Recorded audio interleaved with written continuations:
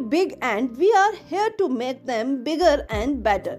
St. Solder Convent Senior Secondary School Sandoho, Hamirpur offers admission for new session from playway to senior secondary level with following academies: special coaching from class 6 to 12th, NDA, Navodaya Vidyalaya, Army, Sainik School, Air Force.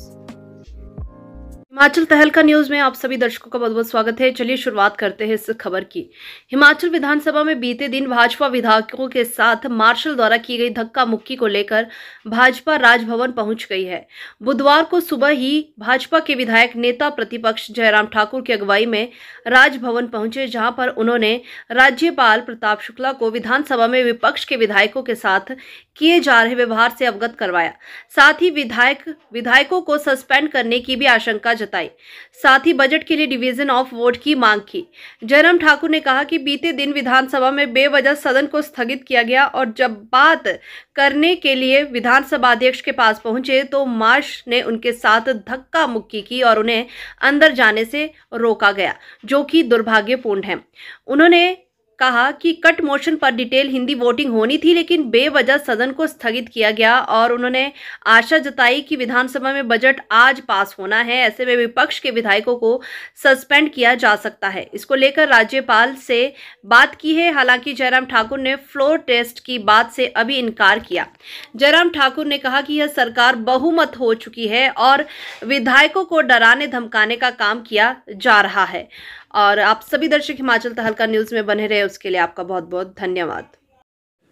और ख़ास तौर से जिस तरह से विधानसभा के अध्यक्ष महोदय जी ने विपक्ष के साथ व्यवहार किया है और जो रुख अपनाया है, उस संदर्भ में हमने जानकारी दी है। बजट सत्र हिमाचल प्रदेश में आजकल चल रहा है विधानसभा में, और बजट सत्र में जो कट मोशन पर चर्चा होने के बाद जब मंत्री विभाग का उत्तर देते हैं, उसके बाद कट मोशन पर वोटिंग होती है। और वोटिंग के समय अगर वॉइस वोटिंग अपोजिशन वालों को कन्विंसिंग ना लगे तो वहाँ डिवीजन ऑफ वोट जो है वो मांगने का अधिकार है, और हमने उसी के लिए आग्रह किया था। लेकिन 2 बार आग्रह करने के बावजूद भी हमारी बात को नहीं सुना गया, हाउस को एडजॉर्न कर दिया गया। और ऐसी सूरत में जब सारी चीज़ों को लेकर के हम अध्यक्ष महोदय जी से मिलने के लिए सारे विधायक जा रहे थे तो मार्शल खड़े कर दिए, और मार्शल खड़े करके विधायकों के साथ जो जिस प्रकार से व्यवहार हुआ है, धक्के मुक्की हुई, विधायक घायल हुए हैं, गले से पकड़ लिया विधायकों को मार्शल के माध्यम से। यह आज तक हिमाचल प्रदेश की विधानसभा के अंदर कभी नहीं हुआ।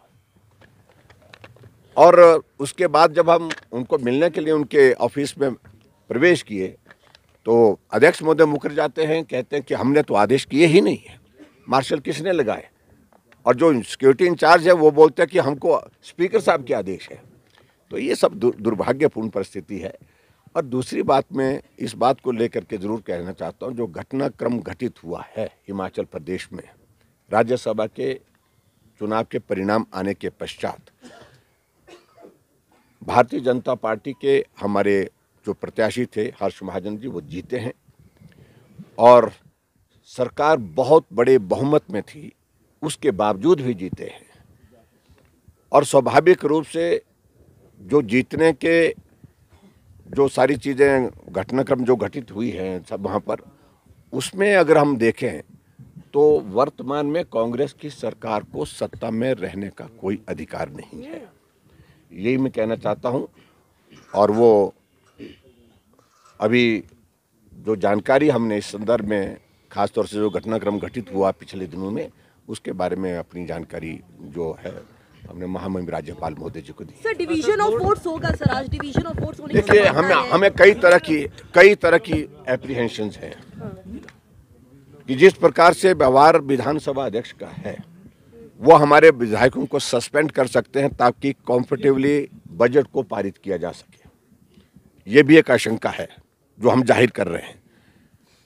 और इसके अलावा मुझे ये भी मालूम पड़ा कि कांग्रेस के कुछ विधायकों को नोटिस दिए हैं जो जिन्होंने वोट दिया है, और उनको नोटिस दे करके कि आपके ऊपर जो है हमारा 1:30 बजे का समय तय किया उसमें, तो उसमें जो डिफेक्शन लॉ है, जो एंटी डिफेक्शन लॉ है, उस पर उनने कहा कि आपके खिलाफ कार्रवाई क्यों ना की जाए। अपना पक्ष प्रस्तुत करने के लिए उनको 1:30 बजे बुलाया गया है। तो उनको सस्पेंड करने की उनकी ओर से जो मंशा जाहिर की जा रही है वो भी एक संभावना है। और ऐसे में बहुत सारी चीज़ों को वो करने जा रहे हैं जो कि नियम के मुताबिक नहीं है। राज्यसभा में नंबर 1 व्हिप जारी नहीं होता है, व्हिप जारी किया कांग्रेस ने। दूसरी बात, राज्यसभा में कोई क्रॉस वोटिंग होती है तो उसमें वो इनवैलिड नहीं होता है, उसके लिए तो इलेक्शन कमीशन ने क्लियर गाइडलाइंस की। और जबकि मुख्यमंत्री बार बार यही कहते रहते हैं कि अगर आपने क्रॉस वोटिंग किसी ने भी की तो वो वोट इनवैलिड माना जाएगा, लेकिन उसमें इलेक्शन कमीशन ने डायरेक्शन दी, इसमें वो फिर वो चुप हो गए, उसके बाद कोई जवाब नहीं दिया। और उसके बाद अब जब इसमें जो है वो दल बदल कानून का कोई रोल ही नहीं है, उसके बावजूद भी विधायकों को प्रताड़ित करके, तंग करके, उनको परेशान करके इस प्रकार के कार्रवाई करने की दिशा में वो आगे बढ़ रहे हैं।